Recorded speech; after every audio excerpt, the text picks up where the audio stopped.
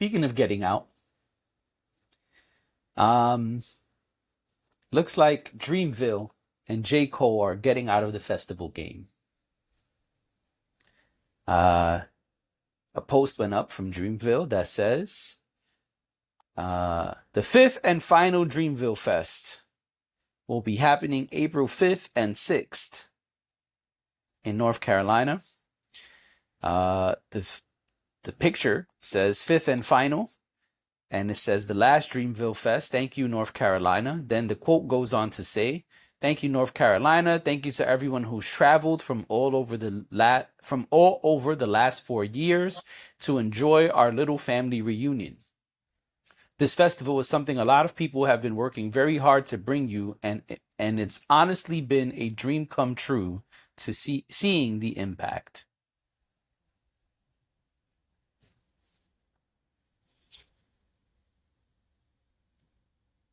It says, "What a ride it's been. We can't thank y'all enough for all the memories we've shared." I wonder why it's ending. Um, I mean, I don't have any insider information, but I think it's over for festivals. I think it's hard for, yeah, I think it's hard for festivals to continue. I think that the money is drying up. And I think it's hard to keep getting these big acts to come and do these festivals with other big acts. We've heard people beefing over the font size. We've heard people beefing about where they are in the lineup. We've heard people flake at the last minute and not perform, and now they got to scramble and find another headliner. I think it's hard to keep doing a festival year in and year out. And whether it's a traveling one or not, I think this is something that we're seeing a lot. We saw um, Made in America tour, Made in America festival is over. There are other smaller ones that are kind of over. I think it's something that is hard to do in the long term for multiple reasons. And I also think it's sad.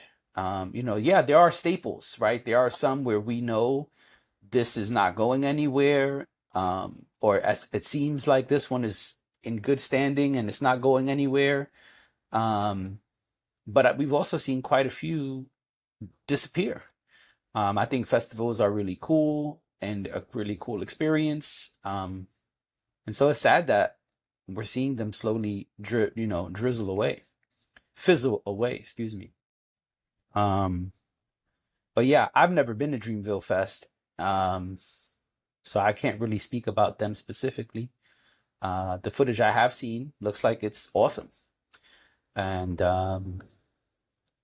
yeah, I don't know the financial reason or maybe logistical reasons that they're shutting down, but my take is that we're not going to see too many more festivals. That we will continue to see festivals diminish and go away.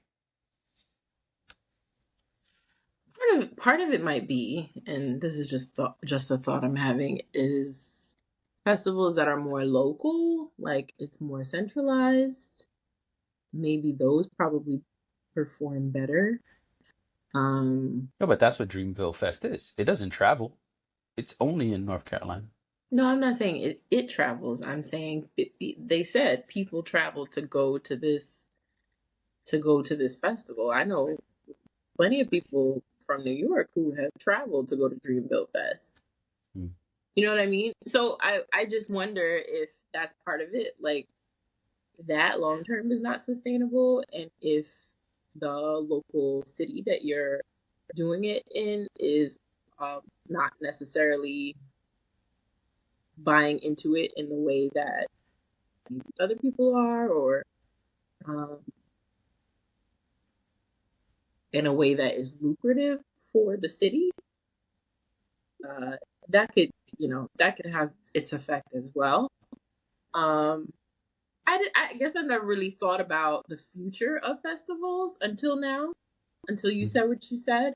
But I can understand everything that you're saying. I am curious to see how things go because you have like Rolling Loud, that's like a bunch of different cities. You have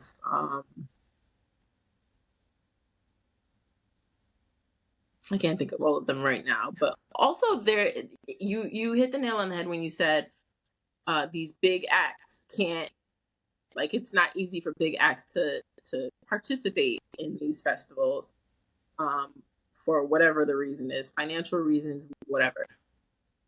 I think the thing that keeps some of these festivals alive is new artists. Um, but if that's not the draw anymore, or if all the artists on your roster are seasoned artists, that could absolutely make it harder. I don't know if that's the situation with Dreamville. I don't know everybody who's signed to Dreamville, but we know the big ones, right? Um, and if they're now too big or busy or whatever for it to make sense, I get it. Um, I think, but I think the longevity of festivals uh, lies with new artists. I think that's the only way it works long term.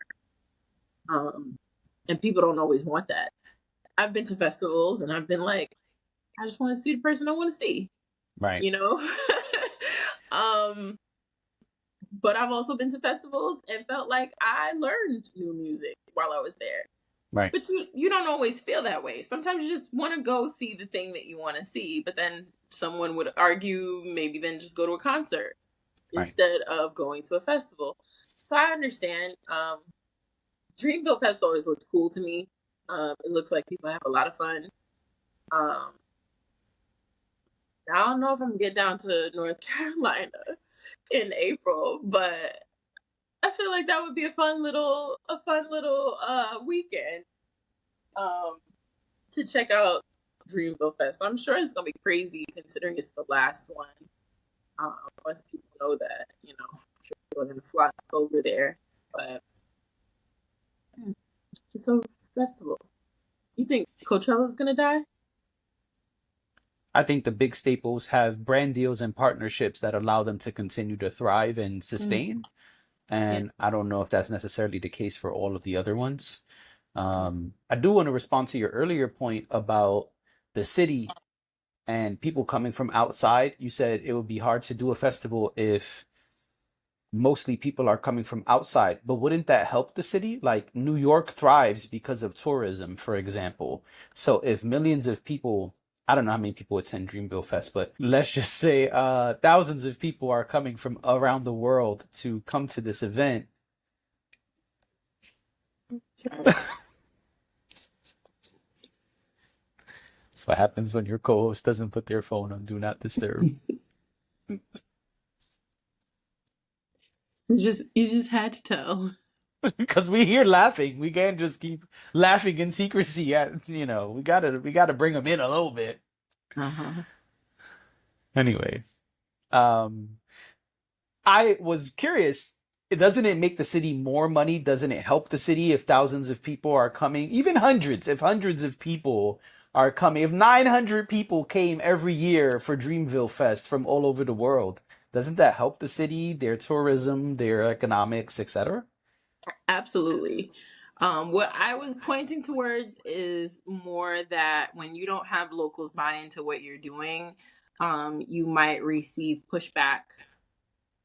Um, so maybe the way I said it, in hindsight, maybe the way I said it wasn't the right way to say it. But I think what you run into when locals don't buy into things like that is they don't they don't want they don't want all of that in their city for whatever reason, or um, you'll find it harder to get permits, and it won't be as easy if Okay, I the understand what local you're saying. community isn't okay with something like that. It won't be as easy to get it done. I wonder, is that what it is? Or is it something else? I just have a hard time, personally, I have a hard time thinking that that would be a problem for J. Cole in North Carolina. You know what I mean? No, I get what you're saying. And this was me just speculating because I don't we don't No, know. no, I know. I'm not You saying, know, oh, you're definitely wrong. That's not what's happening. um, I'm saying, I it's just wonder, a thought like, I have. no, no, hey, listen. And it's not a bad thought because we don't know what's happening after and before Dreamville Fest. They could be doing things, whatever. I don't know. and there could be stuff going on behind the scenes that we didn't hear about. I'm curious though, because that's true, right? If you have a festival in your hometown, but everyone who comes is destroying the city, yeah, they're gonna say don't do it. And so I'm not saying that for the listeners and viewers. I'm not saying that is what's happening. I'm responding to Dash's hypothetical. Yeah, that would make it hard for them to then turn around and say, yes, let's give these guys more permits and more security and more blah, blah, blah, blah, blah, blah. Because So I after the hear you, weekend, and I wonder, is that part of it? because after the weekend happens, everybody else goes home and the locals are still there. Right. You know, it's still their city. So I do think sometimes that plays a role. I'm not saying that that's happening here. I don't know, but maybe. Um, Mm-hmm. I think that was a little bit of Made in America. Um, we don't need to go down that rabbit hole, but I think that was a piece of it. Um, so then you got people complaining about noise. You got there's tons of things that happen Yeah. when there's an influx of people. Also, and this happens everywhere. There are a lot of things that happen in like major cities or wherever, and one of the things that you'll always hear locals say is, "Well, I'm not going anywhere near there." Absolutely. I despise being in heavily populated tourism areas because they annoy the living hell out of me. People who live on Eastern Parkway in Brooklyn leave for the weekend, for Labor Day weekend, and not because it's You're Labor right. Day weekend, because the West Indian Day Parade happens, and it is a whole weekend of festivities, No, you're right. and they don't want to be bothered with all the noise and the hoopla. My my friend who shall remain nameless at the moment, they say they often leave New Orleans when Mardi Gras happens for those same reasons. Right. Yeah. So it becomes an inconvenience sometimes. Like maybe not the Mhm. biggest inconvenience, right? You can just avoid it for a weekend, and you're not put out of your Oh way. yeah, Mardi Gras is a different ball game. Well, I know Mardi Gras goes on and on and on and on, but Yeah. but yeah, like stuff like that. I just think you know it's those things happen. Those things are real. Um, and if you piss off locals long enough, they'll let their city council member know, or they'll let Right. their governor know. Like it's people don't, but I don't know. I don't know that has anything to do with it. If y'all know what the real reason is, let us know. Put it in the comments. We would love to hear. Yeah.